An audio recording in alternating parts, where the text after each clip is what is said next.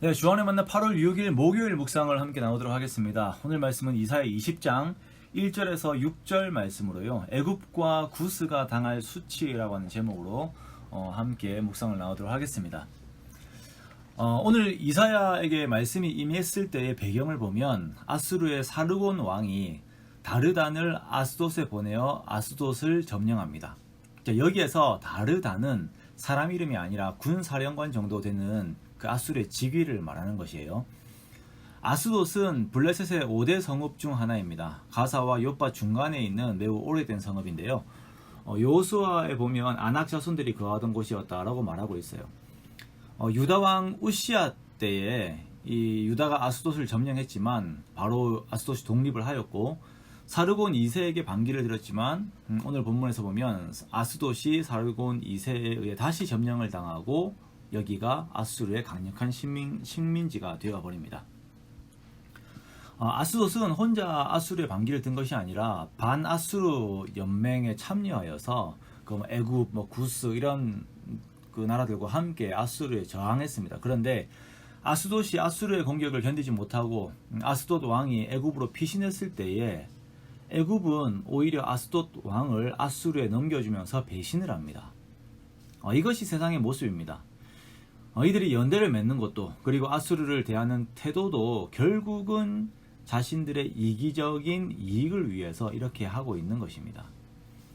이러한 배신의 역사의 현장이 눈앞에 펼쳐질 때에 하나님께서는 애굽을 의지하려고 하는 유다에게 하나님의 말씀을 주십니다.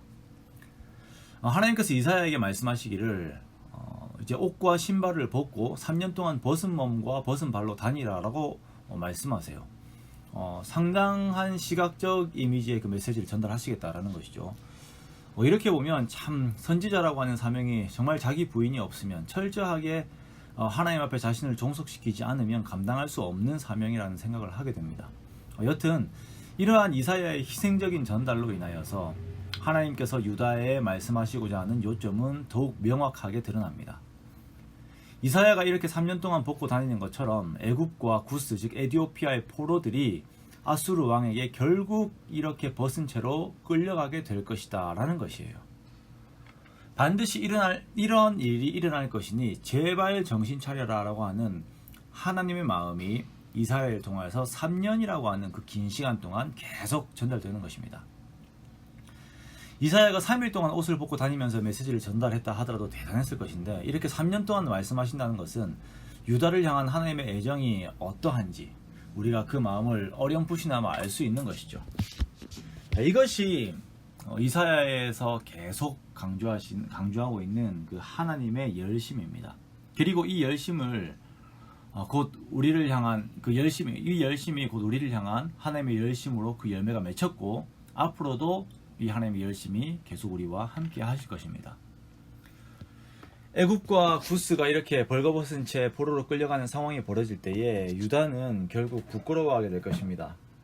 왜냐하면 자신들의 이익을 위해서 동맹인 아스돗을 배반하고 이렇게 아수르에 내어주는 애굽이 결국은 스스로도 지키지 못하면서 이렇게 수치스럽게 끌려가게 되는 결과를 보면서 정말 이들을 의지했던 유다가 자기 자신들이 얼마나 어리석은 그러한 결정들을 했는지 그런 마음을 가졌는지를 깨닫게 되는 것이에요.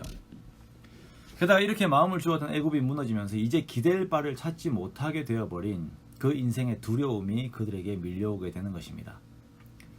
2주 전에 주일 설교 때 잠시 말씀드렸었죠. 아수르의 잔혹성, 포로를 끌고 갈 때 입술과 얼굴의 갈고리를 걸어서 끌고 갔다고요. 기록에 그렇게 남아있다고요.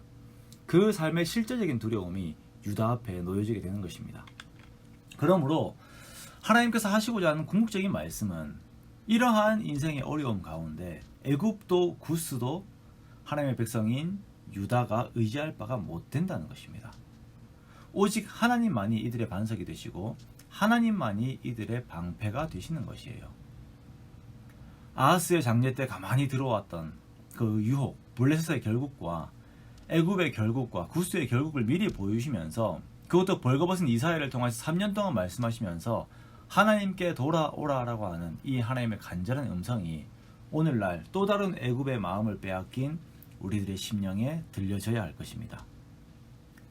이 하나님의 음성에 순종하여 주님께로 다시 발걸음을 돌이키는 저와 여러분이 되시기 원합니다.